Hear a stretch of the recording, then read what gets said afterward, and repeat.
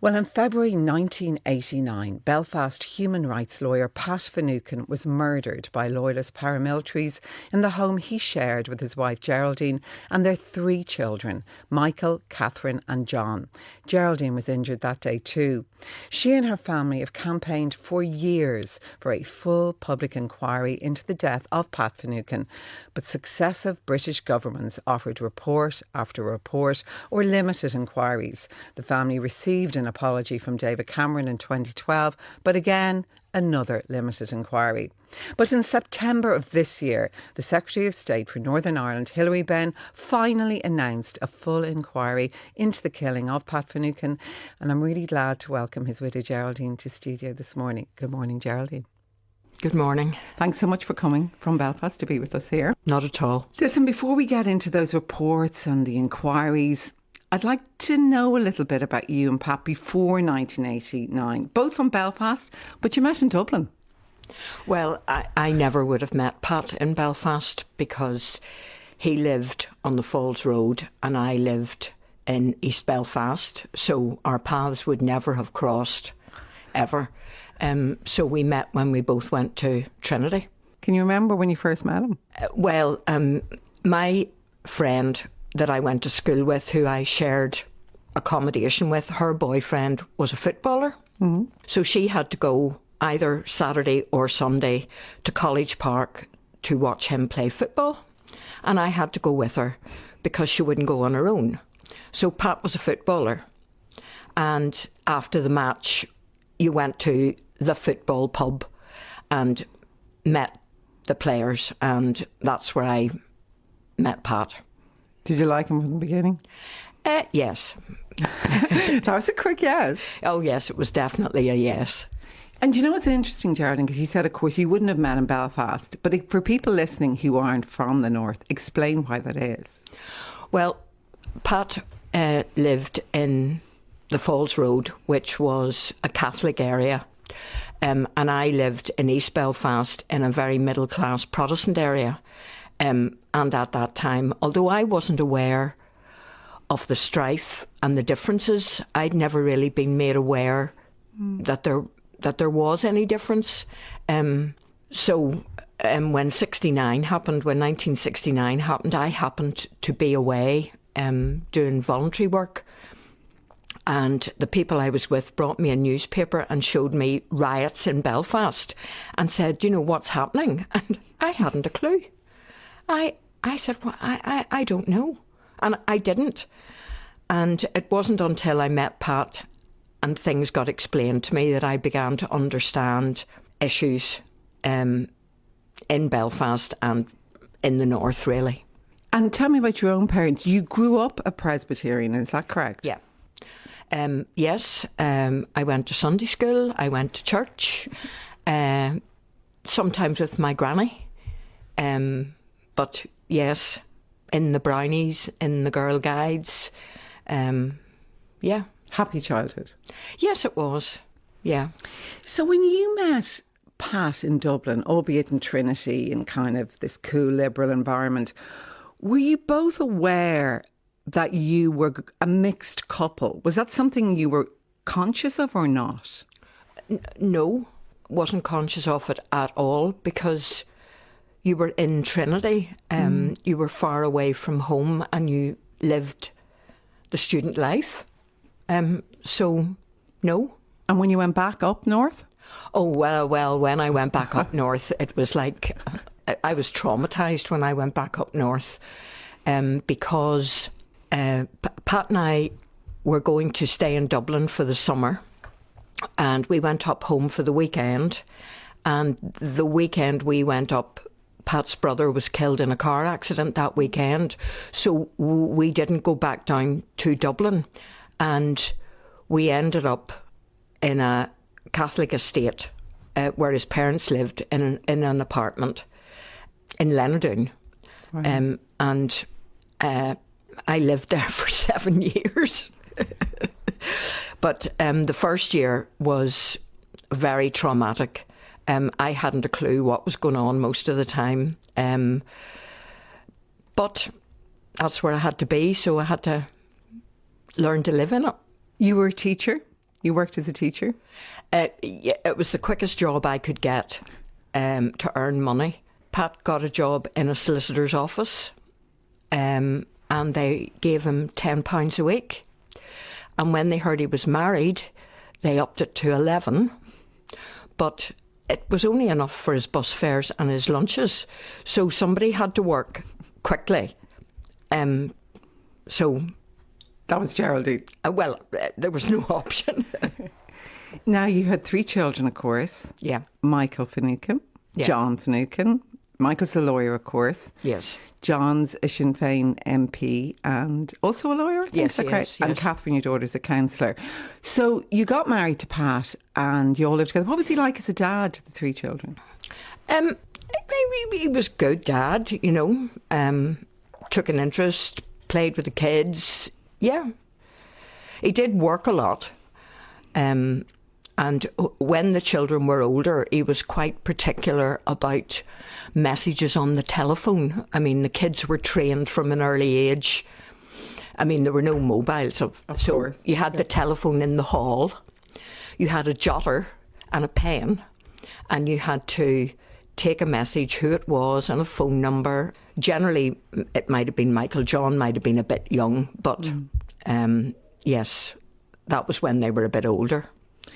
Because he became an incredibly successful, high-profile lawyer, quite young. I mean, we forget, Pat was only 39 when he died, isn't that right? So he was so young. How did he build up his profile as a lawyer? I mean, he ended up representing people like Bobby Sands, didn't he, Geraldine? Well, he became a lawyer because he wanted to represent the people of his area who didn't have anywhere to turn to. And there was chronic need. So, you know, you start small and then word goes round that Pat and his partner Peter, you know, if you go there, you'll be well represented. And the business grew very quickly. And because I've been reading about it, he represented people from both sides of the divide, to be fair, but he got, I suppose, most well known for representing people, I think, on the Republican side. Isn't that correct? Yeah, probably, yes. And actually, since you mentioned Peter, his partner, Peter Madden, he's always been great down the years, hasn't he? Peter's fabulous. Absolutely staunch and determined. Couldn't have done most of what we've done without him.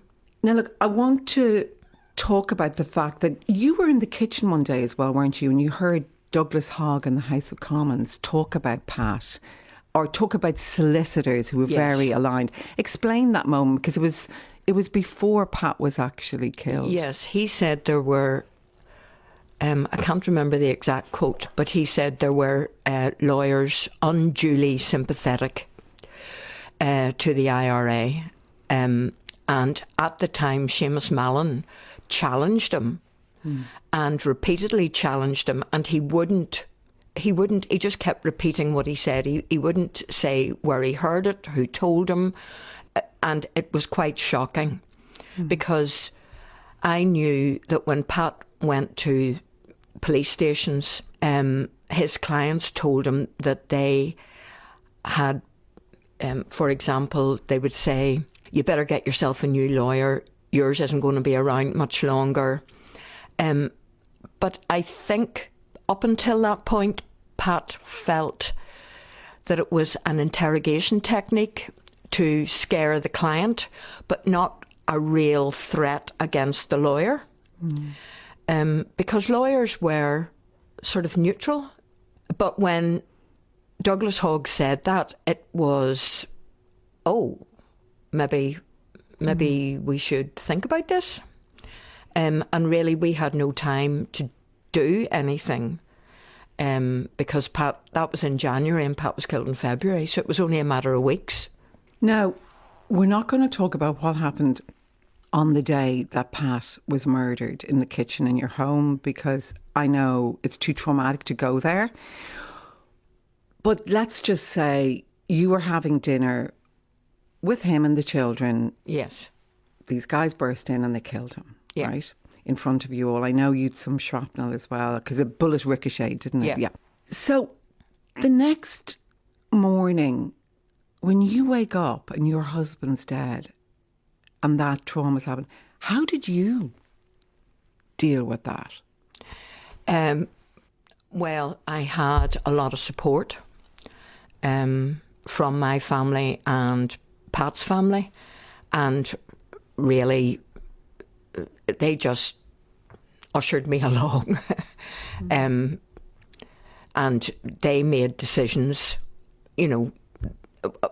They always asked me, do you want to do this, do you want to do that? But really they took over and sort of organised the wake and the funeral and stuff like that, because I just wasn't, I wouldn't have been able to do it on my own.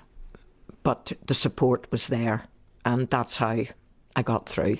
And the three children, Michael, John, Catherine, they were very young, weren't they? How old were they? Michael was 17.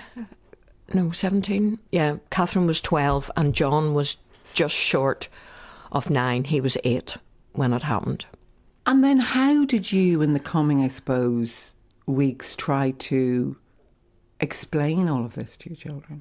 Or do you? I probably was in a haze for between 2 and 3 years, really. I mean, I functioned. But it took me a long time to sort of gather and get a bit of strength back in me. So the support I had was what got me through. And after a while, were you mainly angry? I often wonder this about what happened. Full of rage, or were you just incredibly sad that you'd lost your Pat? I'd say I'm more angry now than I was then because of what I now know. For example, one of the many reports that was done, Pat's life was under threat for the 3rd time in late 1988, and then he was killed in 89. But there was imminent danger twice before that, and we were never informed. Pat was never informed that his life was in imminent danger.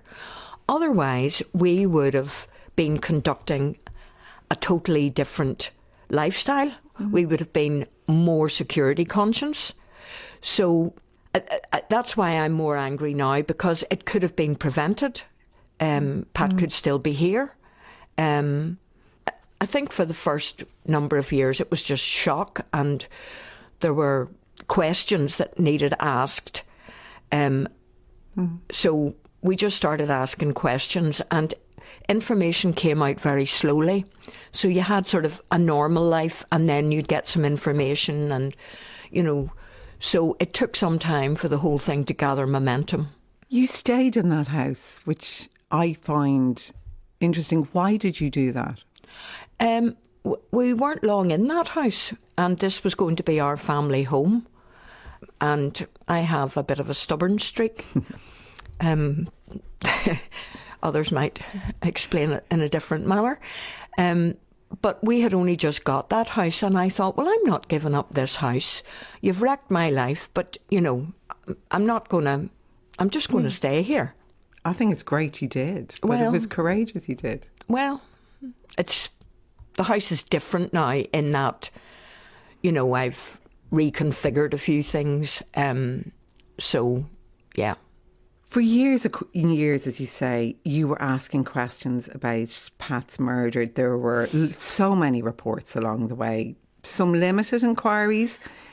You were never happy about all of those. Why do you think nobody, until now, Geraldine, was willing to go down the route of a full inquiry? Because they didn't want everyone to know the strategy that was being played out in Northern Ireland. I mean, it wasn't something that happened to one man. It became very clear to me that it was, first of all, I thought one man, then I thought, maybe an umbrella, you know, maybe, and then I realised it was a strategy. And if you were expendable, it didn't matter who you were, what side you were on, who you worked for, you were expendable to protect informers. And that's why you have to push ahead, because you cannot have that type of a regime in a democratic society. And it's all about collusion, a lot of it, isn't it? Yeah, yeah. Mm-hmm. Well, one of my neighbours, when John Stevens did one of his reports, he came out and said there was definitely collusion. And he gave a meaning for it, a definition of it. And one of my neighbours said to me, "Do you know, we just thought you were just clutching at straws. We didn't really believe you when you said that this was happening, but it was happening." And I mean, the word collusion was not in common usage at the start of my campaign, but it has become so. What kept you going throughout it? Is it because you always knew there was something bigger in the background? Because we're talking like 1989, Pat died. Like, you've been campaigning for a very long time. Yeah, well, I think it was important for me at the start to find out the reason why he was killed. But as the campaign grew and grew, people began to realise collusion existed. People would say to me, I just, you keep going, because if you find out the truth, we'll be happy. I mean, not everybody wants an inquiry, not everybody wants to be publicly known, but most people want the truth. And so it became, we were representing a lot of people, and you can't just say, I'm giving up. Mm-hmm. Did you ever nearly give up? No. From time to time you get a bit down about it, but as I say, the support is there, so other people keep it going, and then you gather yourself and you carry on. David Cameron, of course, apologised, I think in 2012. Tell me about that apology. How did you feel about it? Well, I think John summed it up very well in that he said, if you say to somebody, I want to apologise, obviously you'll say, well, what do you want to apologise for? Oh, no, I can't tell you. I can't tell you what I'm apologising for, but I am very sorry. So that's no good. You can't have that. Bloody Sunday got an apology, but they got it after an inquiry. We just got an apology, who knows what for. But hopefully you will. Hopefully it might be the cart before the horse, but maybe we'll get both eventually. When Hilary Benn was appointed as Secretary of State for Northern Ireland this year, did you think that here might finally be the person to grant you a full inquiry? Well, I did meet him before he told me that he was going to announce an inquiry, and I got the impression that he was a very genuine man and that he actually wanted to bring closure to this. So far he's doing okay.